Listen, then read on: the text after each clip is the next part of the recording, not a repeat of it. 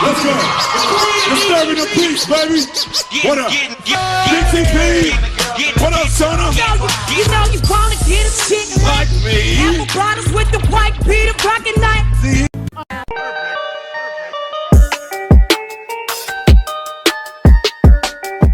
What up guys, Ali here and welcome to the channel.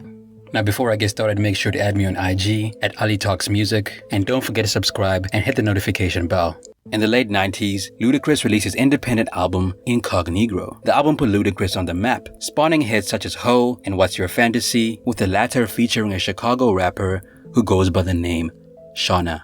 Lick you from your head to your toes, and I wanna move from the bed down to the floor. Before signing to DTP, Shawnna was just a kid with dreams of being a rapper. Being the daughter of blues musician Buddy Guy, she always knew that she wanted to entertain and eventually started making moves to make her dream happen. Later on in life, Shawnna got involved in a group called Infamous Syndicate, who signed a deal with Relativity Records. After getting signed, the group went right to work and released an album called Changing the Game in the late 90s. However, despite production from No ID and Kanye West, the album flopped. With a flop to their name, Infamous Syndicate were dropped from their label, causing the group to split up. For a while, Shawnna was concerned about her future. Getting the deal with Relativity was supposed to be the light at the end of the tunnel. Fortunately, luck was on her side as she landed a deal with DTP Records in the long run. However, as of late, Shawnna hasn't dropped a studio album in years. So the question is,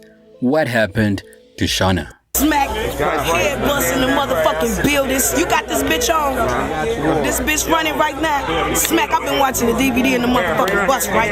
I ain't really see no bitches on that motherfucker. And if I did, I must have been paying attention to that motherfucker. So what I'm trying to say is, y'all gonna have to catch me a little bit later and tell y'all what my motto is. These ain't girl raps. Let's dig in and find out. Before dropping her debut album, Shawnna needed to create a buzz for her music, but luckily her appearance in What's Your Fantasy helped her do just that. Give it to me now, give it to me now, give it to me now, give it to me now. Yeah. Shawnna also contributed verses to DTP projects. She appeared on Golden Grain, a compilation album released by DTP, dropping verses on at least 4 tracks. She also made appearances on the Too Fast Too Furious soundtrack, providing vocals for Slum and Block Reincarnated. DTP gave me much support in terms of going solo. It was all in agreement from the get-go. Whoever would get the biggest buzz from Golden Grain would go first. RPM, a track of the compilation album featuring Twista, Shawnna, and Luda, helped to gain Shawnna more attention.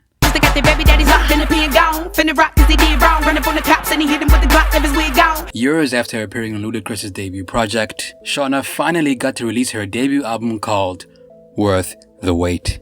Worth the Wait spawned 2 singles, namely Shake That Shit and Wait a Minute, and is currently sitting at about 400,000 copies sold worldwide. The project has a lot of big name producers. Timbaland, Just Blaze, Jermaine Dupri, and Kanye West handled production, so it's clear that DTP wanted to make sure that this album had the hottest beats.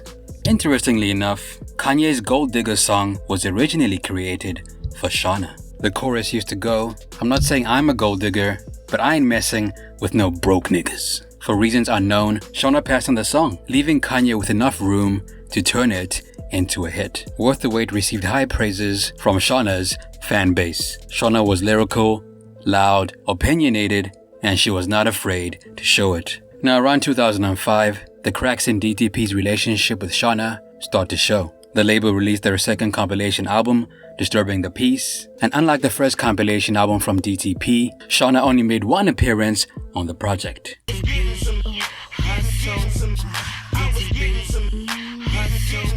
DTP wasn't promoting Shawnna like they used to. Around 2006, Shawnna got to release her second studio album, Black Music. And now we got an hey, little mama, can you give me a say?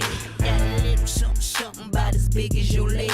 Unlike her first album, Timbaland, Kanye, Just Blaze, and JD didn't contribute any beats to the project. Performance-wise, the album had a better time on the charts than her debut project, peaking at number 13 on the Billboard 200 and selling 47,000 copies in the first week. Following her second album, Shawnna's appearances on DTP studio albums became less and less. In fact, one of the only notable appearances she made during this time period was on Playaz Circle's debut album, Supply and Demand, in 2007. Around 2010, Ludacris released his Battle of the Sexes album. Considering Luda had been in the game for a minute, the album was a success, selling about 140,000 copies in the first week and coming in at number 1 on the Billboard 200. When the album was initially announced, it was presented as a collab album between Shawnna and Ludacris. Like the title suggests, the album was supposed to represent the perspective of both genders, catering to both the male and female demographic. After working hard on their album, Luda and Shawnna were almost ready to present it to the world. We're about 70% done. We're just finishing up the last couple of records. The hype was there and the people were eagerly awaiting the joint album. At the same time, nobody else had done what Luda and Shawnna were attempting to do. Because at that point, there weren't that many albums out there that spoke from both a male and female perspective. I know that Jay-Z and Foxy Brown might have talked about doing it before, and maybe Nas and somebody else. But there's never really an album with a male rapper and a female rapper together going head to head on different issues. Mostly relationship issues and just rapping different ways. Ludacris' album with Shawnna did not come out. At the time, it was announced that Shawnna was no longer a part of DTP and her verses on the Battle of the Sexes album would be replaced by other female rappers. According to Shawnna, it was her decision not to complete the Battle of the Sexes album. She walked away from the project, leaving Ludacris and Shaka feeling betrayed. Now, the real reason why Shawnna didn't want to do the album was because she was going through a rough time, causing her to lose focus of her work. The big revelation was Shawnna was pregnant. She thought her celebrity appeal would take a hit if she appeared on stage with a pregnant belly, and also did not want the media involved in her personal life. It was kinda like that. I just disappeared. And honestly, really, to tell you the truth, I had another baby. I found out I was pregnant, and then I was like, I can't get on stage with this big belly and rock out and do videos and stuff. I don't like the industry and media being a part of my personal life, but people really need to make it add up. It appears Shawnna did not let Luda know that she was pregnant. Between me not feeling 100% sure of the success of it, and then finding out I was having a baby, yeah, I don't even think Luda knows, but he knows now. Now, despite her revelation, Ludacris and DTP were not impressed at all and responded in kind. Now, Shawnna got really honest in one of her interviews when she was talking about her relationship with DTP. To be blunt, she felt like her career wasn't being managed well and was not satisfied with her success or lack thereof. Once saying, it took Luda 10 years to figure out that he wanted to do an album with me. But when you get into it, you really have to ask yourself, is it worth it? And that's what I did, okay? I was with DTP for 10 years, okay? 10 years. I only had 2 albums. I signed with DTP in 2001, okay? It took for Ludacris 10 years to figure out that he wanted to do a collaborative effort with me. And I really had to ask myself, is this okay with me? You know? Am I willing to give them another 10 years and only come out with 2 albums, 1 hit single? No. I said, okay, it's time to go sow my seed elsewhere. When Shawnna left DTP, most of the fans believed that she had no problems with her former label, because that's what the label wanted the fans to think. But in reality, there was a lot going on behind the scenes. While she was on DTP, disputes over Shawnna's contract and money took place, leaving Shawnna feeling dissatisfied with her label situation. In response, she got her lawyers and accountants involved, who eventually started looking at the books at DTP. And when this happened, things got a little bit odd. As soon as Shawnna and her lawyers started looking at the books, Shawnna was released from her contract. No questions asked. From the outside looking in, it looks like someone at DTP did not want Shawnna and her lawyers to look into the books of the business, because just maybe there was something to hide. Now, this isn't the first time that Ludacris and Shaka have been accused of not paying their artists. Chingy had a similar issue with the label. He felt like he wasn't being compensated enough, and on top of that, his career was being stifled in order to make someone else look better. More specifically, the label wanted Ludacris to look like the bigger artist, creating a rivalry between the pair that is still mentioned till this day. As mentioned earlier, Shawnna left DTP on bad terms and hired an attorney to check their books. This move did not sit well with Luda and Shaka. Now, after leaving DTP, Shawnna's career did not take a massive hit right away. She appeared on a leaked track called Dope of T-Pain's Revolver album, rapping a verse that announced her decision to sign to T-Pain's Nappy Boy imprint. I want to introduce y'all to Dope, the newest member of the Nappy Boy fam. It ain't no secret that lyrically I'm so decent. Nappy Boy had to put me on their team. It ain't no secret that lyrically, I'm the reason Nappy Boy had to put me on their team. According to Shawnna, T-Pain was there for her when nobody believed in her. At the end of the day, he believed in her talent and thought she'd make a great addition to Nappy Boy. We had always been really cool. So he was there for me when the shit started to hit the fan. And everybody started going crazy on me. Like, all of the worst things that could have been said were said. And I wasn't used to that. So he was like my backup. Now around 2010, Nappy Boy dropped T-Pain Presents Nappy Boy All-Stars Volume 1. Being a new member of Nappy Boy, Shawnna conveniently appeared on a track called Nappy Boy. As the story goes, a lot of people thought that Shawnna would address her issues with DTP on this project, because they came out shortly after her departure from the label, but alas, they were disappointed. Shawnna did not address the conflict. To this day, Shawnna hasn't released any albums with Nappy Boy, and even denies signing to the label. Now around 2014, after taking a break from the music industry, Shawnna was ready to get back to the grind. She had a single that she was ready to promote and thought performing at the BET Awards would be the best way to get people interested in her new song. Shawnna was excited. Her moment was finally here again. However, her excitement quickly faded when she was denied entrance to the red carpet and BET Awards. When Shawnna got to the awards, her manager told her that she was not allowed in the venue, forcing her to turn away. When we get there, my manager says, "Shawnna, I need to talk to you.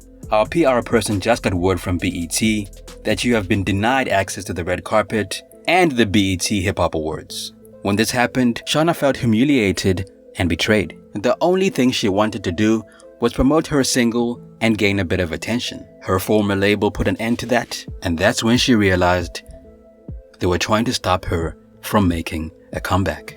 At that moment, my whole world stopped. It had been a minute since I had been this excited about getting back on the scene and letting everybody know I'm ready. I was embarrassed, hurt, angry, all in one. That was the straw that broke the camel's back. This is in no way a ploy to promote a mixtape, because I don't even have a mixtape right now. All I was trying to do was get down there and make a little bit of noise with my single, network, communicate with people. They just tried to put a stop to everything. But God is good. We kept grinding, we kept doing our thing. Did Shawnna's former label go too far this time, or was their reaction justified? In my opinion, DTP was just being petty. They knew that they still had power over Shawnna and exercised it because they were still salty about the events that took place when Shawnna left DTP. Shortly after the BET incident, Shawnna dropped a freestyle over Jeezy's Seen It All and called it Body Bag. The track appears to be going in on Luda and Shaka. Niggas try to bury me alive, put me in the dirt, try to throw me to the side. What happened was, I was not replaced by Little Mama. What happened was, when I got to Atlanta, we found out that BET was still considering artists for the cypher. Mm-hmm. And when they found out that I was coming, they wanted to see if I was interested. But the bigger issue was that when I arrived there, I found out that this year, coincidentally, the year that I decided to go down there and do some promoting for my new single, Getting To It, DTP had gone into a partnership with BET to present the festivities. And they had given Shaka Zulu the position of executive producer of the BET Hip Hop Awards and the festivities that went along with them. So they made the call to tell BET to deny me access to the red carpet into the award. In recent years, Shawnna and Ludacris finally settled their differences. They're both in a different space now and realized that the legacy that they built together was more important than their personal issues.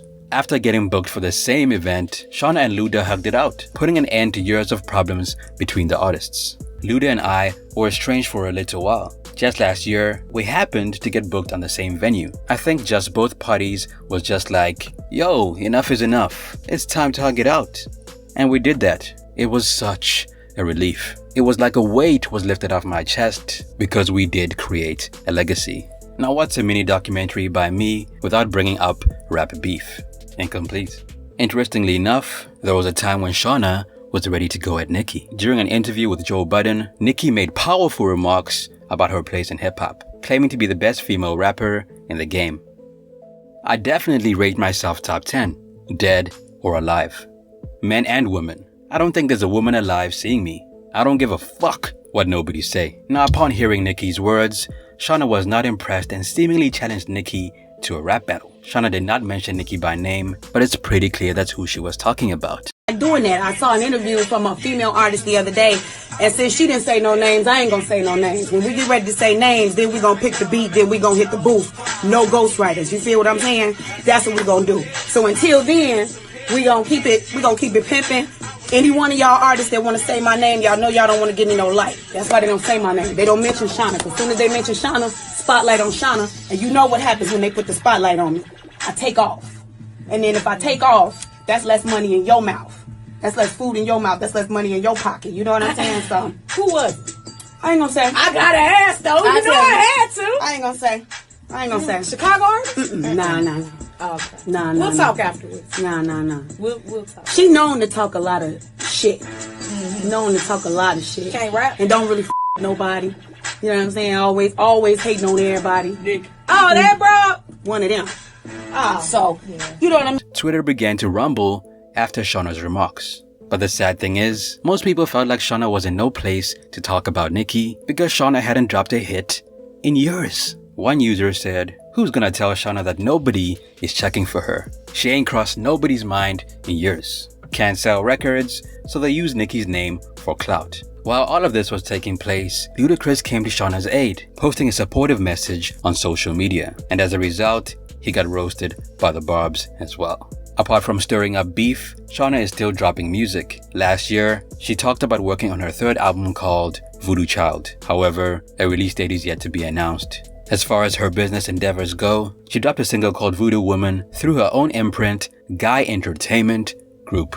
Shawnna also has an online store that sells female products such as lip gloss, liner, and body glitter. And as far as her streams go on Spotify, she gets about 100k monthly listeners on the platform. And her most popular songs are Getting Some, Get the F*** Back, Block Reincarnated, and Let's Go.